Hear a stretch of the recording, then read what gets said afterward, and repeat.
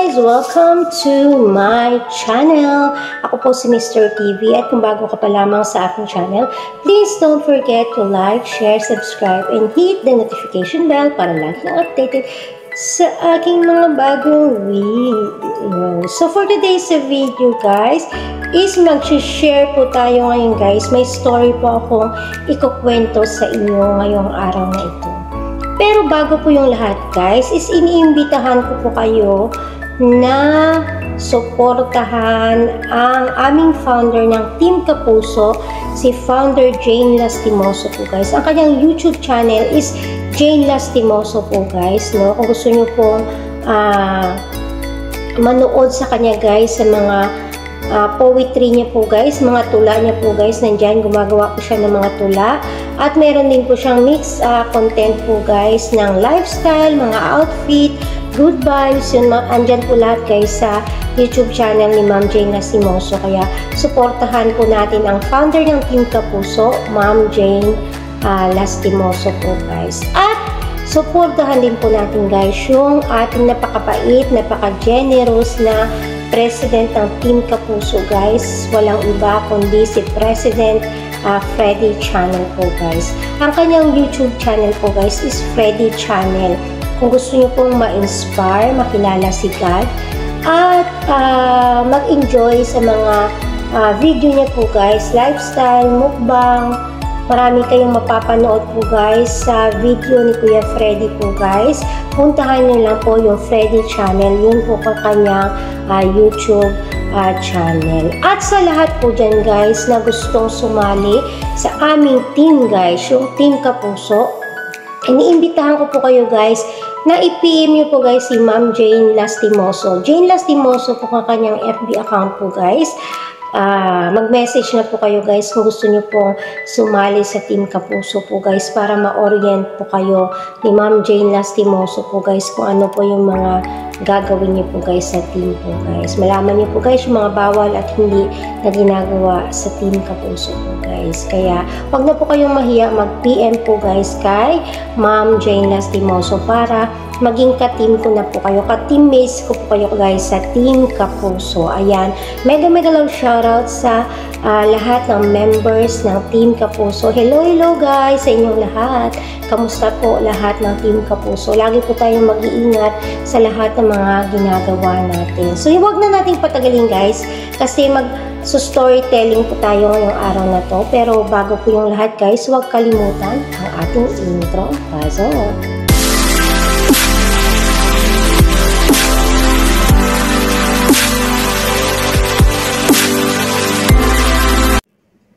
So, ayun na guys, yung story natin ngayong araw na to guys, na i-share ko po sa inyo guys, is about sa isang coach po guys, no. Pag coach ka po guys, syempre, ikaw po yung mga nagtitrainings po guys, na mahasa yung mga skills na mga estudyante mo po guys. At ang kanyang tinuturo po guys sa skills po guys, is paano tumakbo po guys, at maging magaling na runner po guys sa isang race, yun. Siya po yung guys yung nagtitrainings po guys. At isa po siyang babae na coach po guys, no. Na siya po yung naging replacement ng dating coach po guys. At ang dating coach po nila guys na umalis po guys sa school na yon is lalaki po guys. So, isang magandang babaeng coach po guys yung i-share ko po sa inyo guys. So, ngayon po guys, tumating na po guys sa school yung babaeng coach po guys at siya po yung pinakilala siya na siya ang magiging bagong coach ng mga player ng race po guys, ng runner every summer po guys. Pag summer, merong mga ganun silang mga event po guys. So, nung dumating po yung coach nyo guys, is maraming tumaas yung kilay po guys. No, ibig sabihin, ginudge na agad nila yung coach na yan pagdating pa lang dahil babae po siya.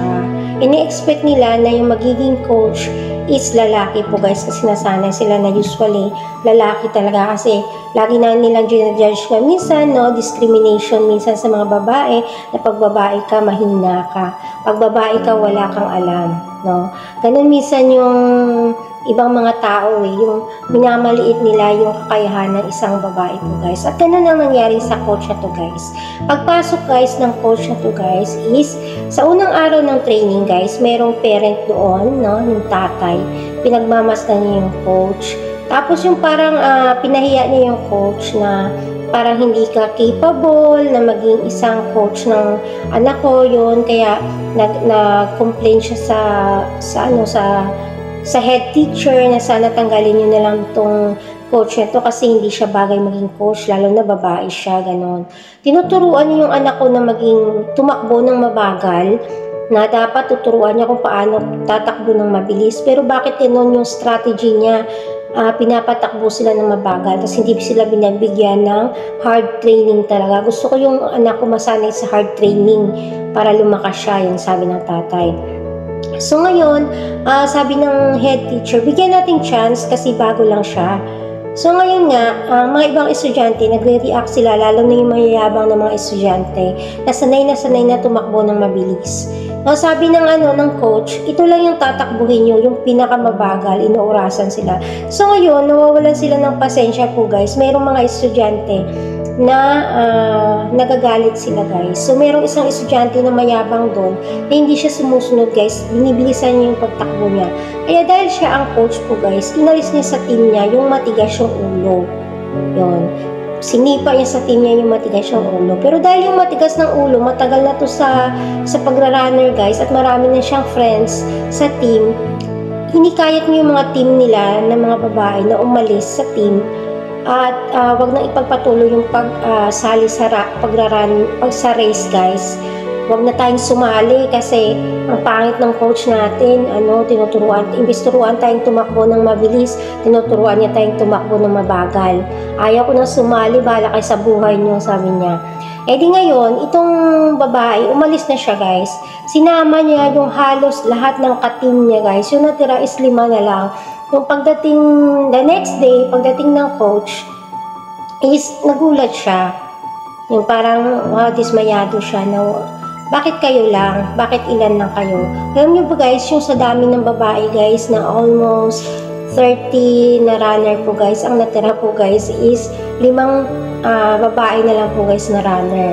So sabi niya, ba't hindi kayo umalis? No? Ba't hindi kayo sumama sa kanya? Ba't hindi niya kayo nahikayat? Kasi sabi nila, kasi pangarap talaga namin na tumakbo. Sabi niya, masaya kaming tumakbo, kaya nag-stay kami. At gusto namin pagkatiwalaan yung strategy mo, ma'am, sabi niya. Okay, sabi niya, maraming salamat sa pagsistay niyo, sabi niya. Okay, sige, bago tayo mag-start ng trainings natin, meron muna tayo, magbibigay ako ng 3 goals nyo para yun ang lagi nyong tatandaan mula sa pag-start at katapusan ng trainings natin. At sa lahat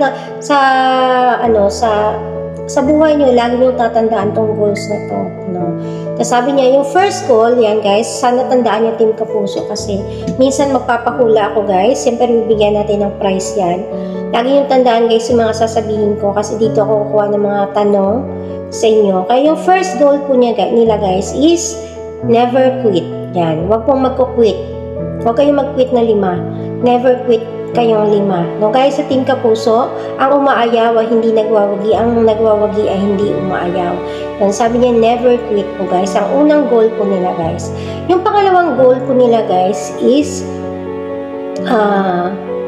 make sure na walang magkakasakit sa 5 sa kanila. No? Ang health nila guys, yung iingatan nila guys sa pagtitrainings nila guys, siguraduhin na hindi sila magkakasakit na 5 guys. No? So ayun na guys, yung health, yung number 2 na goal nila, make sure na yung health nila is okay at walang magkakasakit sa kanila.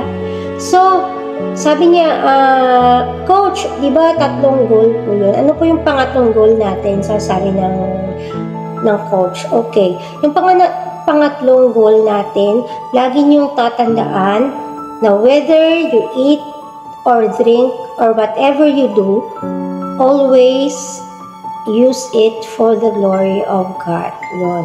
Sa lahat ng mga kumakain ka man, umiinom, ano man ang iyong ginagawa, laging gamitin nito para sa kaluwalhatian ng ating Diyos. Yun, sabi niya. Yun yung pangatlo. na goal natin. At tandaan nyo yung 1 Corinthians chapter 10 verse 31 po guys. Kung may mga Bible po kayo guys, pwede nyo pong basahin at intindihin po guys yung mensahe po guys ng verse na yun guys, no? Yan po yung binigay sa kanila ng coach nila. Kaya yun, ano ba yan? Yung ganyan, nag-ano sila? Peace bomb ba yun? Yan, nagganyan sila, 5, tapos nag-start na silang mag-trainings po guys. At ang routine ng trainings nila guys, ayun talaga guys, tatakbo sila ng mabagal. At sinunod nila guys, no? After trainings, nag-banding sila guys, nag-golf sila, basta nag-ano sila guys, nag-reach out sila guys na mag-banding kasi sa isang team talaga guys, maganda pag nag-banding po guys para makapalagayan ang loob nila guys, no? Kasi inaalam ng coach yung mga problema ng mga kanyang estudyante, nagkakaroon siya ng care din po guys sa mga estudyante niya, lalo na sa isang estudyante niya na laging matamlay kasi nga laging wala yung tatay, no? Laging nasa out of town, nasa business trip kasi nga mayaman eh. Kaya laging walang time yung parents. Kaya sana sabi ng coach, kahit gaano ka-busy sana sa araw ng kanilang race, sana nandun po yung tatay, no, kinausap niya. Kaya nung araw din yun ng race guys, nagulat yung bata kasi nandun yung father niya, kaya tuwang-tuwa talaga siya guys, yung isang player po guys, kasi nandun yung tatay niya. At hindi rin sinabi ng coach na kinausap at tinawagan niya talaga yung tatay para makapunta, para ma-inspired yung kanyang estudyante. So yun na guys, yung first race po nila guys, gaya ng inaasahan natin is kulelat po sila guys, talo sila. Ibig sabihin sila po yung pinakamabagal po guys sa lahat ng mga teams po guys na sumali po guys. Kaya maraming tumatawa sa kanila, maraming nag-underestimate sa kanila na talo na sila guys, no? Marami na nag-conclude na talo sila pero wala pa po yung final race po guys. Kaya yun guys, second day talo pa rin sila, no? Sa third day talo. Sa fourth day po nila guys is kinausap po sila ng kanilang coach kasi talo pa rin sila guys, no? Sila ang pinakamabagal sa lahat ng mga teams. Kaya talo pa rin po sila talaga guys. Kaya kinausap sila ng coach nila, sabi ng coach sa kanila. So ayun na guys, sabi sa kanila ng coach, huwag kayong mawala ng pag-asa kasi score lang naman yung first, second day, third day, fourth day. Score lang yun, hindi pa yun yung final talaga, final win yun, no? Yung final, yung success talaga at yung final finish line is wala pa doon. Yung finish line is nasa 5th day talaga. Kaya sabi niya, I expect you na pag malapit na kayo sa finish line, doon nyo na itodo yung pagtakbo nyo. Doon nyo ibigay yung lahat sa malapit na kayo sa finish line. Sabi niya, ito yung finish line. Pinakita sa kanila yung finish line. Tapos sabi niya, meron kayong makikitang board. Ayan. Pag malapit na kayo sa finish line, makikita nyo yung board doon sa taas. At kung sinong team yung mananalo, nandun yung pangalan ng team natin sa top ng board. Number 1 siya sa top ng board. Kaya alam ko na sana yung makikita ko sa top ng board ay yung team natin. Nagtawanan silang 5 kasi nga, paano mo naman nasasabi coach na tayo ang mananalo? Talo na nga tayo sa ilang araw pa. Paano tayo mananalo at tayo pa yung magiging top 1? Yung nagtatawanan sila guys, hindi sila makapaniwala sa sinasabi ng coach nila. Kaya ang coach niya tumawa. Sabi niya, gusto niyo bang malaman kung bakit ko kayo pinatakbo ng mabagal? Yun, sabi niya, sabihin mo sa amin coach kung bakit, kasi kahit kami naguguluhan kami kung bakit mo kami pinapatakbo ng mabagal, sabi niya. Sabi ng coach, kaya ko kayo tinuruan na tumakbo ng mabagal para ma-develop ang inyong endurance. Yun. Gusto kong tanungin kay Kuya Freddy kung ano yung endurance. Kuya Freddy, yung meaning ng endurance talaga. Patience o yung Kuya Freddy. Yan, ma-develop ang endurance, yung patience yata nila, tapos ma-develop yung strength nila, no? Yung lakas nila. Hindi lang yung mabilisan. Pag mabilisan kasi yung pagtakbo daw, mabilis silang manghihina, mabilis silang mabubugbog, no? Pag sa final race na is baka manghina sila, hindi sila makaabot sa finish line kasi pag malapit na, doon ka pa manghina guys, di ba? Nandun. Pag abot mo na, doon ka pa manghihina talaga. Kaya ko kayo, pinatakbo ng mabagal kasi alam ko sa last and final race, ang lahat ng players is suffocate na sila. Lahat sila pagod na. Pero kayo, fresh na fresh pa kayo at andyan pa yung lakas nyo.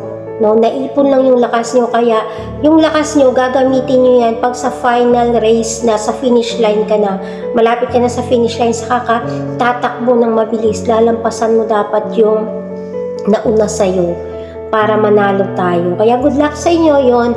Tapos nag-ano sila ulit, fist bump ba yun? Tapos nung dumating yung araw ng race guys, lahat guys kinakabahan, mga magulang, parents, lahat ng players, mixed emotion po sila guys habang tumatakbo guys. Kasi merong station po guys, no, ng pagtakbo nila.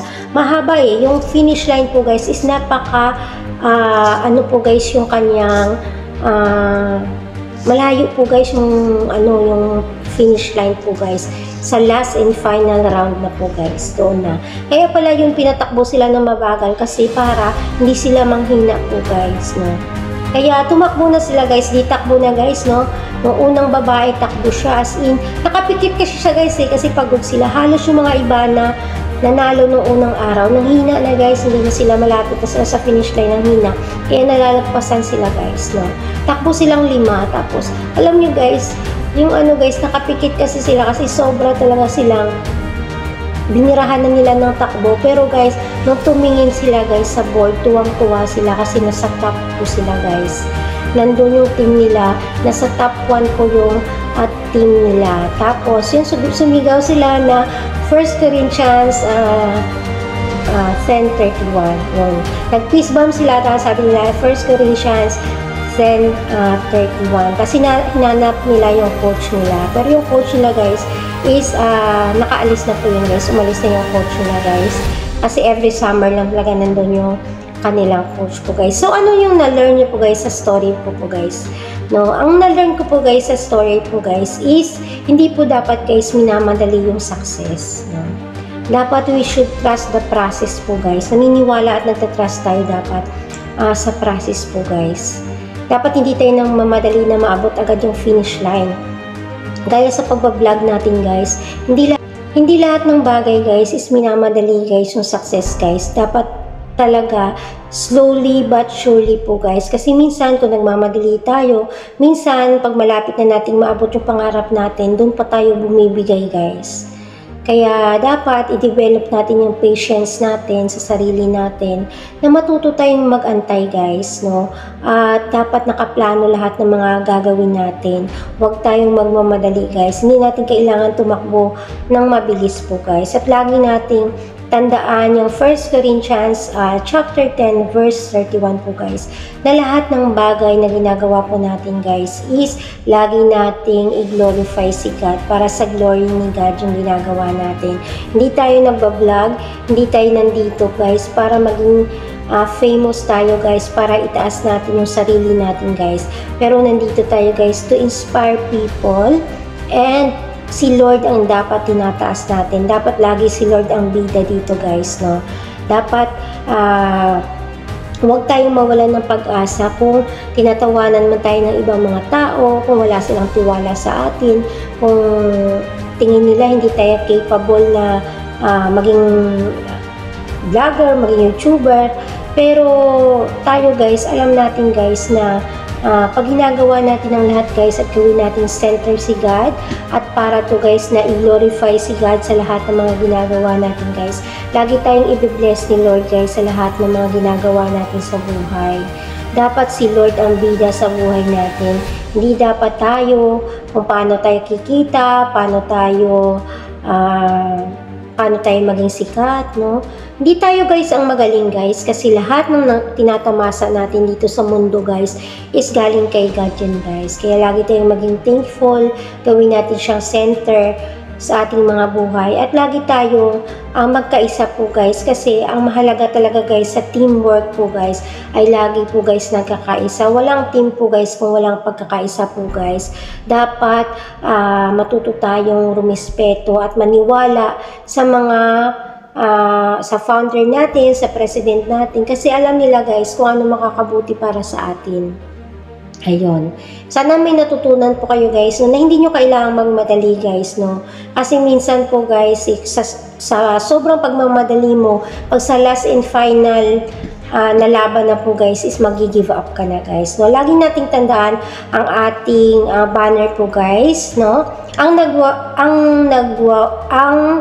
umaayaw ay hindi nagwawagi. Ang nagwawagi ay hindi umaayaw. Laging tandaan natin guys na pag quitter ka guys, quitter is always be a quitter po guys. Dapat guys, pwede ka lang magpahinga kung napapagod ka, pero wag ka po guys magkukwit sa pangarap mo guys. At laging tandaan yung verse guys ng 1 Corinthians 10:31 po guys. So ayun na guys, sana na-inspire kayo sa aking story po guys, kasi hindi po ako makalabas. So ito na lang po yung guys yung gagawin ko guys para makapag-share po ako sa inyo ng mga inspiring na story na pwedeng makamotivate po sa inyong lahat po guys. Lagi nating tandaan po guys yung verse na yon, basahin natin mamaya. Kung may time po kayo guys or may mga Bible kayo, basahin niyo po guys yung 1 Corinthians chapter 10 verse 31 po guys. At laging gawin natin si center si God sa lahat ng mga ginagawa natin at wala pong mawawala po sa atin guys. Yun. So ako guys si Mr. TV, at kung bago ka pa lang sa aking channel, huwag kalimutang mag-like, share, subscribe at i-hit mo po yung notification bell para lagi kang updated sa aking mga bagong video. Thank you so much sa inyong lahat at thank you so much Team Kapuso sa walang sawang suporta. Bye guys! God bless! Bye bye! Love you all! Thank you so much! Bye guys!